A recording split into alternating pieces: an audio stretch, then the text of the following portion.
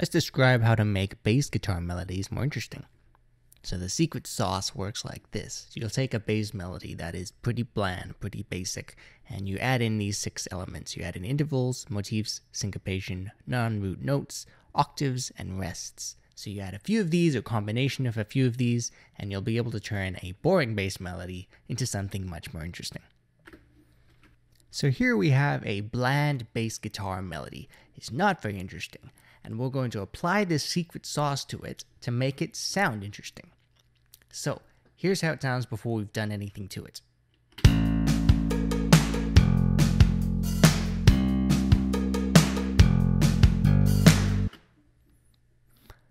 So the first thing that we can do is we can add some melodic intervals to it, those that are going to be interesting.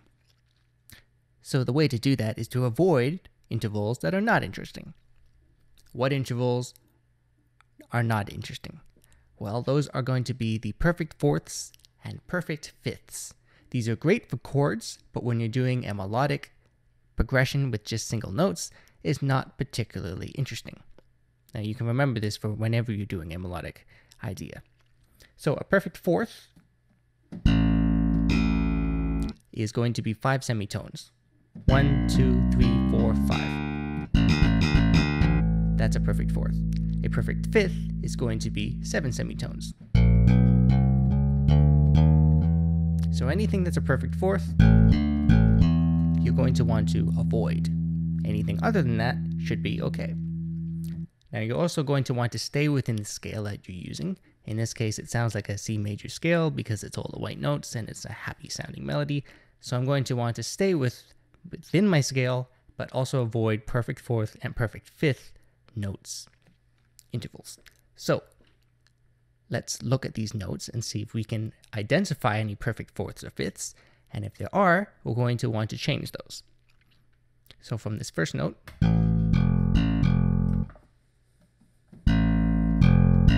I can see that's not a perfect fourth or fifth. 1, 2, 3, 4. 4 semitones is not a perfect fourth or perfect fifth. We're good. What about from the next note? Well, that is a perfect fourth. Now, it might not look like it from here, but when you think about octaves, if I were to move this F up 8 notes, that's now a perfect fourth. So we're going to want to change either this note or this note so that is not a perfect fourth. So what I'll probably do is add in a note lower.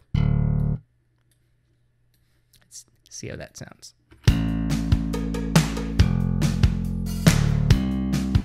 So that's a little bit better. And now let's go from here to here. Once again, that's a perfect fourth. So let's change that.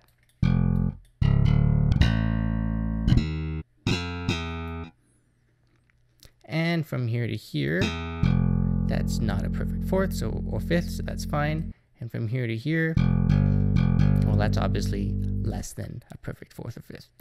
So we've done our first tool. We've added in melodic intervals.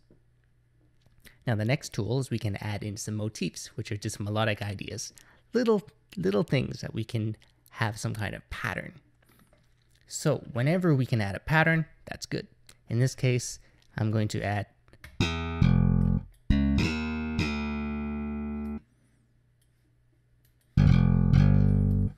so I'm going to have a high note, low note, high note, low note. Just a small little idea should make it more interesting.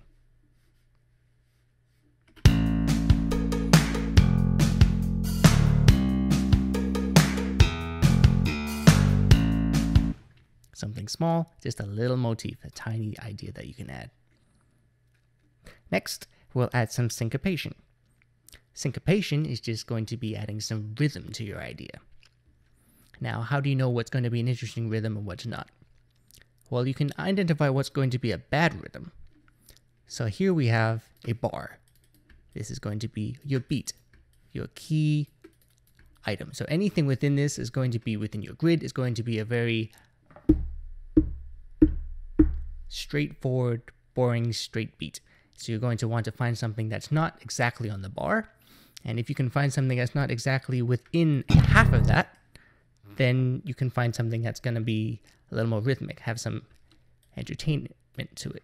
So if I start chopping up parts that is not exactly halfway, and I can experiment with this because it's not a cut and dry method, but you can do something like this, and we'll see that it should be a little more interesting.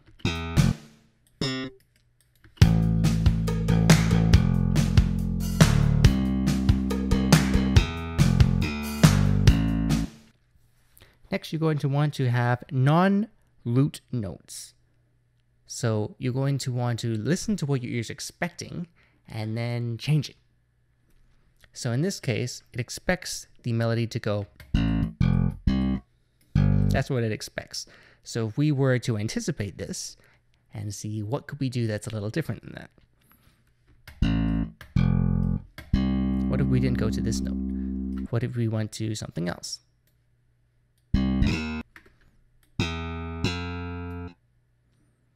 Maybe something like that. Now, I also have some repeated notes, and these are a great opportunity to mix and match a little bit. So I could move these somewhere.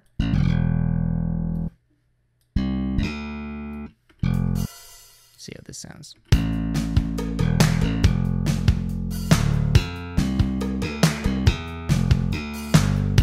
Now, I don't like that combination.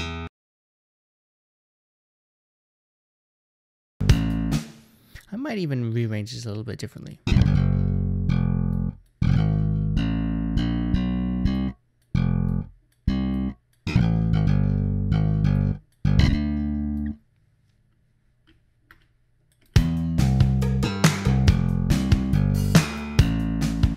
I like that combination a little better.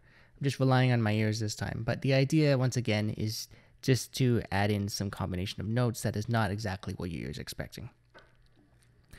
Now, the next thing is to add octaves.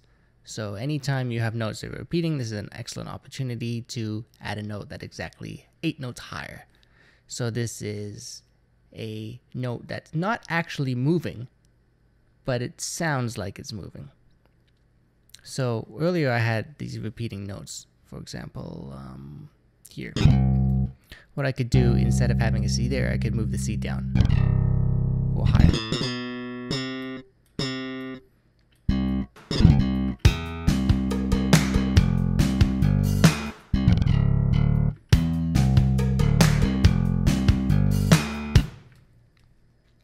And the last thing that we can do to spice this up is to add rests. Now, rests have to be used sparingly, otherwise it will completely distort the timing of your song. So a useful reference point to do is you can add it right before the bar. So this is one of those times that is a little bit straightforward. You can just identify where is the bar expecting, and you can have a break right before that. And if you were to think of how a bass guitar is actually playing, they might have to move their fingers to get to a different position on the bass guitar. So this is also an opportunity to have a rest.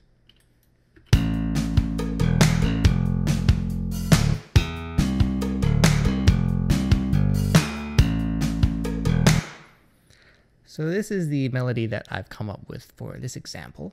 Now let's hear how this sounded before and after. So this is the before and this is the after.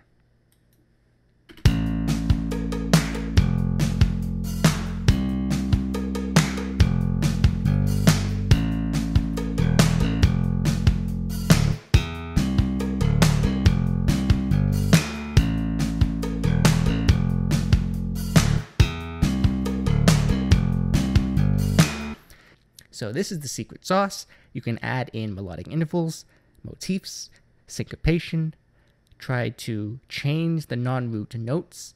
You can add octaves, and finally, you can add rests. Do these things, some of them, or a combination of a few of these, and you should be able to come up with a much more interesting bass line groove.